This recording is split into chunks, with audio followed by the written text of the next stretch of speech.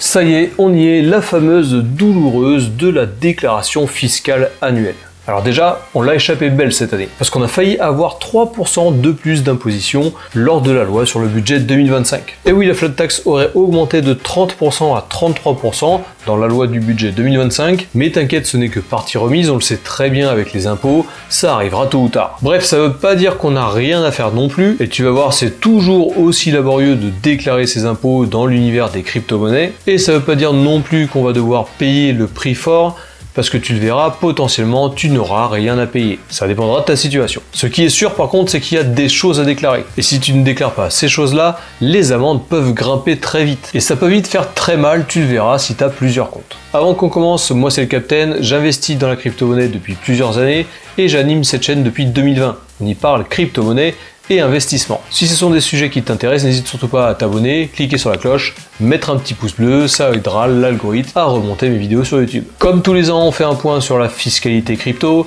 et cette année, il y a plusieurs nouveautés. Alors déjà, on va pas se mentir, tous les ans, déclarer ses cryptos, c'est un dur labeur. Tu vas vite fait voir de quoi il s'agit, et je comprends que ça en fasse abandonner plus d'un. Du coup, dans cette vidéo, on va voir toutes les étapes une par une, pour que tu puisses pas y passer ta vie et que tu comprennes et que ce soit le plus clair possible. Avant de commencer avec la première étape, et tu verras c'est la plus simple de toutes, en description tu as un lien vers le site Waltio. Cette vidéo n'est pas sponsorisée par Waltio, j'utilise Waltio à titre personnel depuis plusieurs années et ça me facilite clairement la tâche. Donc si tu veux rejoindre Waltio et avoir une réduction sur ton abonnement, clique sur le lien qu'il y a en description et en plus d'avoir un petit bonus, ça te permet de soutenir la chaîne. Alors du coup c'est parti, on passe en mode déclaration d'impôt.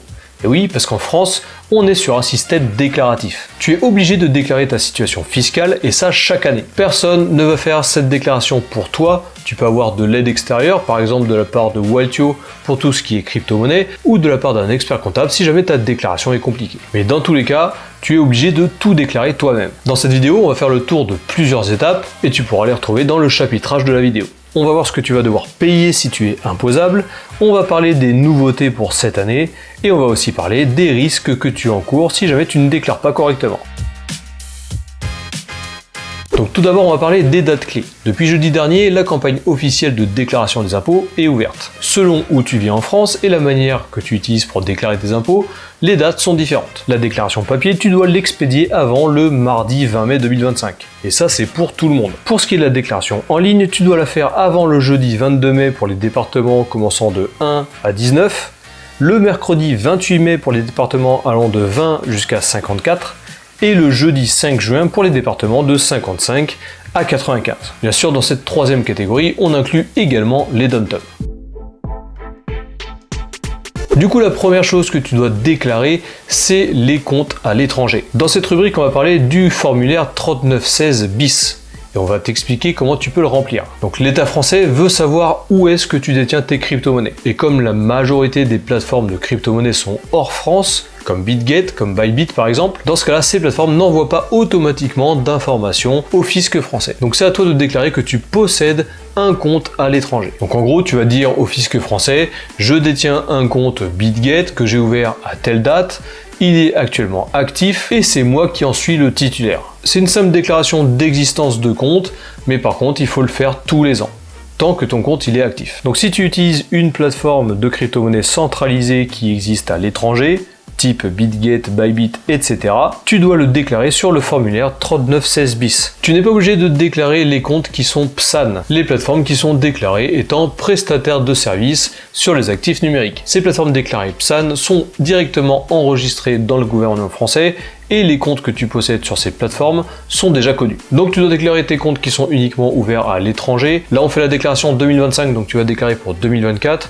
Il faut que tu saches si tu l'as ouvert, si tu l'as possédé ou si tu l'as fermé pendant cette année, pendant l'année 2024. Si tu l'as fermé en 2024 et qu'en 2025 ce compte n'existe plus, tu dois quand même le déclarer cette année. L'année prochaine, en 2026, tu n'auras plus besoin de le déclarer puisqu'en 2025, ce compte aura déjà été clôturé. Donc sur la déclaration, si tu utilises le site impôt.gouv.fr, crypto.fr, tu peux cocher le formulaire pour pouvoir l'avoir dans tes petits formulaires à gauche. Et si jamais tu fais une déclaration papier, il va falloir que tu l'imprimes et que tu le remplisses à la main. Dans ce formulaire, tu dois indiquer pour chaque compte le nom de la plateforme, l'adresse du siège. Tu peux facilement trouver l'adresse de chacun des sièges sociaux de chacune des plateformes, soit sur Google, tu peux aussi utiliser ChatGPT, ça va très vite pour trouver cette information. Tu dois ensuite remplir la date d'ouverture de ce compte, le type de compte. Pour le type de compte, il faut sélectionner compte d'actifs numériques, savoir si oui ou non tu en es titulaire, et savoir si le compte est toujours ouvert. Si le compte est ouvert, tu mets oui, si tu viens de le fermer, tu mets non. Il faut remplir un formulaire 3916 bis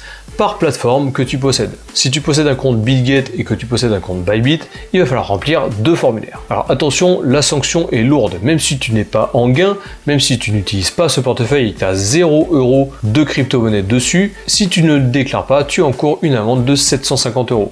Et si ton compte a plus de 50 000 € dessus, l'amende s'élève à 1 500 €. Et oui, je t'avais dit, ça peut monter très vite. Donc il vaut mieux tout déclarer, ne pas se dire que ce petit compte où il y a 0 dessus, je peux très bien l'oublier. Alors avec Waltio, tu peux relier toutes tes plateformes directement sur Waltio et il va te générer les formulaires 3916 bis automatiquement. Il va trouver les bonnes adresses de plateforme, il va trouver la date de création, il va te mettre tout ça sur un bon format, tu n'auras plus qu'à faire copier-coller sur ta déclaration. Alors bonne nouvelle depuis cette année, et c'était déjà flou dans les années passées, tu n'as pas besoin de déclarer tes wallets décentralisés de type MetaMask ou de type SafePal. Tu détiens toi-même ta clé privée et du coup tu n'as pas d'intermédiaire étranger à déclarer. Mais attention, ça ne veut pas dire qu'il faut complètement négliger ce que tu as dans ces wallets. Tu le verras pour tout à l'heure, tu as besoin de comprendre combien tu possèdes globalement de crypto-monnaies. Même si tu n'as rien à déclarer sur le wallet en lui-même, ça veut dire que tu n'as pas besoin de remplir le formulaire 3916 bis, l'administration fiscale va quand même regarder la valeur totale de ton patrimoine crypto. Avec cette valeur totale, tu pourras calculer ta plus-value ou ta moins-value et du coup savoir si oui ou non tu dois payer des impôts et combien. D'ailleurs, le calcul de la plus-value ou de la moins-value se fait lorsque tu fais une cession. Et c'est uniquement lorsque tu fais ces cessions-là que tu vas devoir calculer ta plus-value. Si tu restes 100% en crypto-monnaie et que tu n'utilises pas ces cryptos pour acheter des biens et des services ou les transformer en euros, dans ce cas-là, tu n'as rien à déclarer. À quelques exceptions près, on le verra en fin de vidéo. D'ailleurs, pour le calcul des plus-values, tu verras, suivre tout ça à la main, c'est un vrai cauchemar. C'est pour ça que moi, à titre personnel, je ne fais pas 50 sessions dans l'année. Je me limite à 1 voire 2 sessions pour me faciliter la tâche. Parce que pour chaque calcul de plus-value, il va falloir identifier chaque transaction crypto que tu as fait depuis le début de l'année fiscale, en 2024, retrouver le prix des tokens au moment où tu les as vendus, intégrer les frais, les swaps, etc. Bref, c'est un gros bordel, il faut vraiment limiter le nombre d'actions que tu fais lorsque tu fais des sessions. Mais depuis plusieurs années, comme j'utilise Waltio, un outil qui est 100% français d'ailleurs, et comme je te le disais, si ça t'intéresse, tu as un lien dans la description pour pouvoir créer ton propre compte, et bien tous ces calculs se font 100% automatique. Tu peux relier toutes tes plateformes crypto, tu peux relier tes wallets, tes MetaMask, SafePal, etc. et il va tout calculer pour toi. Il va même te faire un rapport fiscal complet, ça te permettra d'avoir une trace écrite de tout ce qui a été fait en parallèle. Alors, avant que je t'explique comment tu calcules ta plus-value ou ta moins-value, tu entends peut-être pas mal de personnes qui disent « Moi, je paye jamais d'impôts sur la crypto-monnaie ». Du coup, tu te demandes comment ils font. Et tu te demandes aussi s'ils disent pas complètement des conneries. Donc déjà non, ils te mentent pas, puisque comme je te le disais, l'impôt se déclenche uniquement lorsque tu fais une cession. Donc je vais te lister tout ce qui est imposable et non imposable, à part quelques exceptions. Échanger du Bitcoin contre de l'Ethereum, pas imposable. Tu restes dans l'univers crypto, tu n'as pas besoin de déclarer. Vendre du Solana contre de l'USDT, pas imposable. Pareil, tu restes dans l'univers crypto, même si tu es sur un stablecoin. Faire un swap sur MetaMask ou sur SafePal, pas imposable, tu restes dans l'univers crypto. Faire un bridge entre deux blockchains, tu passes de la blockchain Solana vers la blockchain Ethereum, pas imposable, tu restes dans la crypto. Tout ça, tu n'as aucun problème. Tu peux ignorer complètement cette transaction puisque tu restes de crypto à crypto. Par contre, ce qui est imposable, tu retires de l'argent en euros sur ton compte bancaire. Tu dois faire une déclaration. Tu payes quelque chose en crypto-monnaie, par exemple avec une carte crypto ou alors avec un chèque cadeau. Tu dois faire une déclaration. Tu achètes des biens ou des services en stablecoin ou en bitcoin ou n'importe quelle autre crypto. Tu dois faire une déclaration. Tu offres une somme en crypto à quelqu'un. Tu dois faire une déclaration. Dans toutes ces situations, l'administration fiscale va considérer que tu as fait une cession imposable. Donc tu dois faire une déclaration de plus-value ou de moins-value. Donc si en 2004, tu n'as fait aucune cession, tu ne te retrouves pas dans tout ce que je t'ai énuméré comme cession imposable, dans ce cas-là, tu peux ignorer la suite de ta déclaration. Tu dois juste déclarer tes comptes avec le formulaire 3916 bis. Par contre, si tu as fait une seule cession, un seul retrait, même de 1 euro voire 2 euros, écoute bien ce qui suit. Donc là, on passe au formulaire 2086 où tu vas déclarer toutes tes cessions que tu as fait et qui te seront imposables. Par contre, pour savoir si tu dois payer des impôts, il faut absolument que tu aies fait de la plus-value. Si tu as fait de la moins-value, tu ne paieras pas d'impôts. Donc la plus-value, c'est l'argent que tu as gagné sur la cession que tu viens de faire. Un pourcentage de cette cession est considéré comme une plus-value et le reste comme l'investissement de départ. C'est pour ça que pour chaque cession, il faut absolument que tu enregistres 3 choses. La première chose, c'est le montant de la cession. Par exemple, tu as retiré 2000 euros au mois d'avril. Ton coût d'acquisition total, c'est tout l'argent que tu as investi en euros, en monnaie classique, dans l'univers crypto-monnaie. Et ça depuis le début. À chaque fois que tu fais un investissement en crypto-monnaie depuis ton compte bancaire, note-le bien sur un papier, puisque ça se cumule à ton coût d'acquisition total. Et enfin, il faut connaître la valeur de ton portefeuille complet. La valeur de tout ce que tu as dans tous tes exchanges, de tout ce que tu as dans tes wallets décentralisés, etc. etc.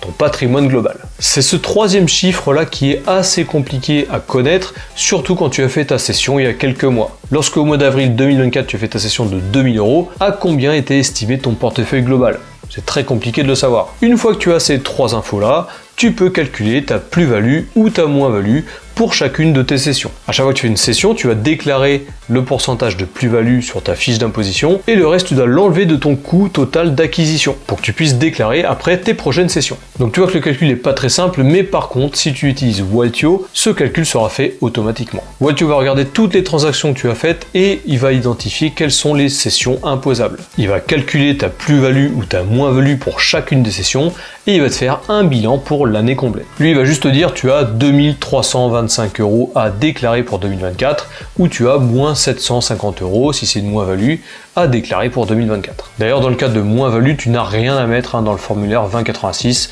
tu as juste à mettre 0. Ah oui, d'ailleurs, par rapport aux moins-values, tu ne peux pas reporter tes moins-values d'année après année. Si tu as une moins-value en 2024, en 2025, tu déclares ta moins-value. En 2026, tu ne pourras pas déclarer la moins-value de 2024. Tu devras faire le point sur tes sessions de 2025 exclusivement et c'est ça que tu devras déclarer.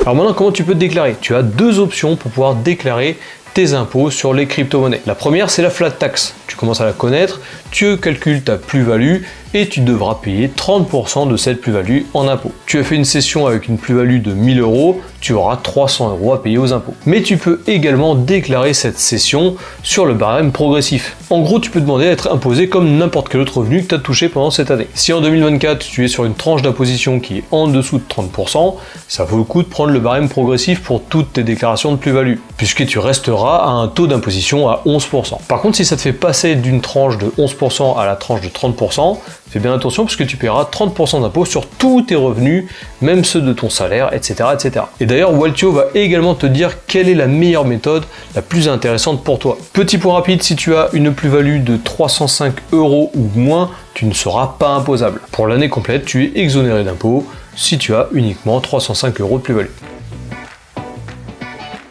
Alors on va parler du cas particulier des airdrops. On a fait beaucoup de airdrops dans cette année 2024 et il faut savoir vraiment comment tu dois déclarer l'acquisition de ces airdrops. Alors si tu reçois un airdrop surprise, tu ouvres ton SafePal et tu as vu que en holdant cette crypto-monnaie, tu as reçu un airdrop surprise d'une autre crypto-monnaie. Et bien pour cet airdrop, tu n'as rien à déclarer. Tu as juste à ajouter le montant équivalent en euros sur le coût de ton portefeuille global. Par contre, si tu as farmé un airdrop, c'est-à-dire que tu as fait des tâches toi-même, tu as été conscient de travailler, d'utiliser ton temps pour gagner un airdrop. Dans ce cas-là, il va falloir que tu déclares ce airdrop en BNC, en bénéfices non commerciaux. Alors, c'est encore flou tout ce qui se passe autour des airdrops, mais je me devais de t'en parler parce qu'on a beaucoup farmé les airdrops en 2024. En gros, c'est des interprétations de textes de loi. Et d'ailleurs, la même règle peut être appliquée également pour tout ce qui est revenu de staking, revenu de lending, intérêts annuels, les fameux APR, parce qu'ils sont considérés comme revenus générés grâce à la crypto-monnaie. Et donc, ce sont des bénéfices à déclarer. Tu les déclares également en BNC bénéfices non commerciaux. Voilà, on a réussi à faire le tour. N'hésite surtout pas, si jamais tu as la moindre question après avoir écouté tout ça,